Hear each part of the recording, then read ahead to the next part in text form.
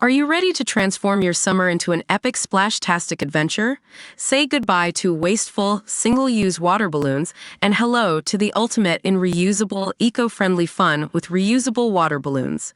Check out the link in the video description to get yours on Amazon today. As the filmmaker behind a documentary about Blur, who famously sparred with Oasis at the height of Britpop, Toby L is well-versed in good old-fashioned music rivalries. Aside from the odd war of words between the likes of Drake and Kendrick Lamar, or Taylor Swift and Katy Perry feuding over dancers, today's pop world is a sanitized place compared to the debauchery of the 90s. But could the music industry benefit from a small dose of healthy conflict and competition between artists?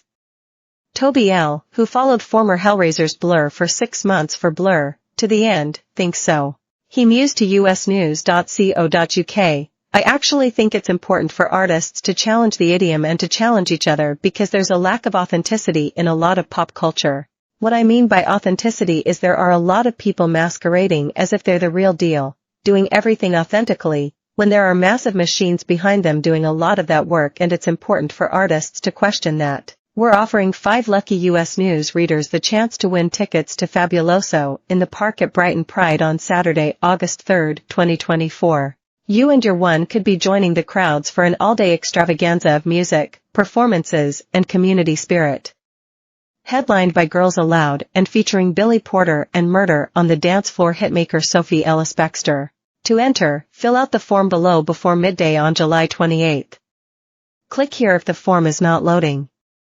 Open to UK residents, excluding residents of Northern Ireland. Over 18s only.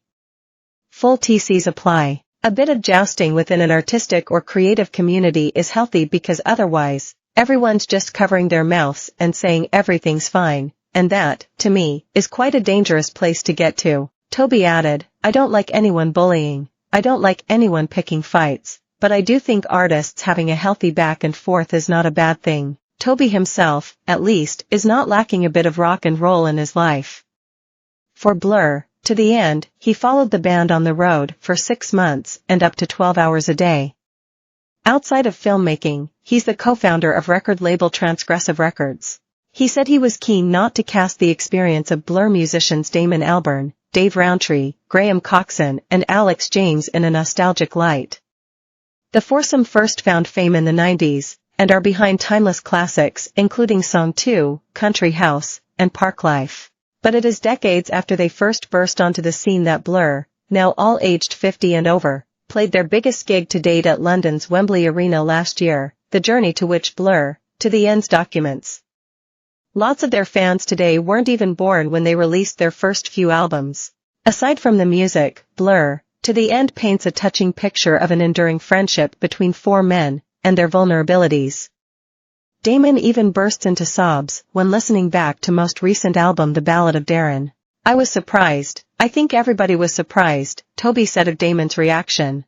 But what was interesting was that Alex didn't know he was crying. He thought he was laughing and misinterpreted it, which opens up this other layer in the film about how men communicate with one another, particularly men of a certain age.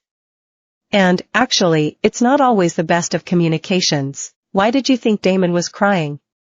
I wouldn't want to speak on his behalf, but it was interesting that maybe just having his friends back and being able to be that honest, musically and lyrically, made him able to emote in that way and release in the moment. He added, every gamut of emotion is reflected by Damon in the film, and for him to allow that to be witnessed by the world, without wanting to interfere with it, that speaks to the testament to his character.